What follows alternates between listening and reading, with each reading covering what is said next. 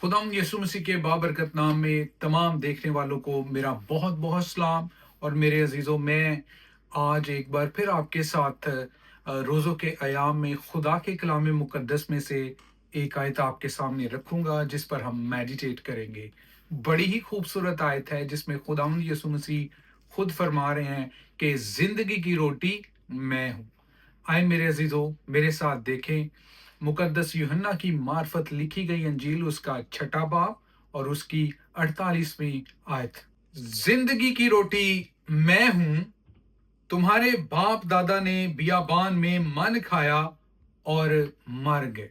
यकीनन मेरे अजीजों, रोजों के अयाम में दुआ, मेडिटेशन यानी गौर गौज करना और साथ ही इंसान जो होता है रोजे के दौरान अपने खाने पीने की भी फिक्र कर रहा होता है। खुदाम यसु मसीह ने फरमाया जिंदगी की रोटी मैं हूं। और फिर आगे 48वीं आयत में फरमा रहे हैं कि तुम्हारे बाप दादा ने, यानी यहूदियों को वो कह रहे थे जब बनी इसराइल कौम मिस्र की गुलामी से बियाबान में आई तो वो बियाबान के अंदर खुदा का आसमान से मुहैया किया गया मन खाते थे।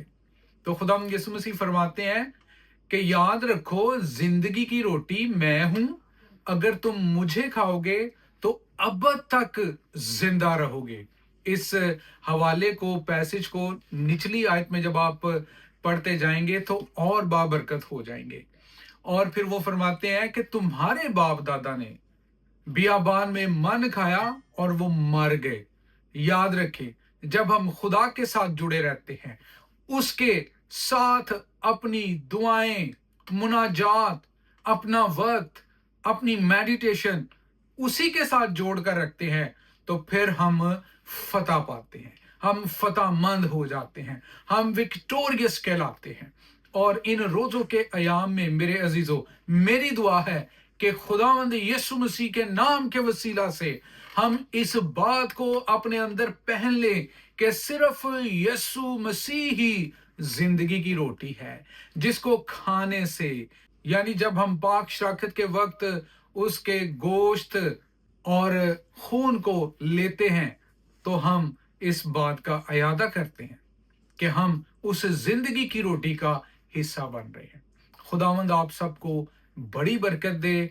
और मेरा ईमान है कि आप आज इस आयत के वसीला से बरकत पाएंगे।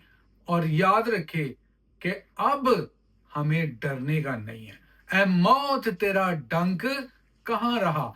जब हम यीशु मसीह के साथ जुड़ जाते हैं, जब यीशु मसीह को हमेशा की जिंदगी रोटी के तौर पर अपने अंदर ले लेते हैं, तो फिर हम अब तक जिंदा रहते हैं।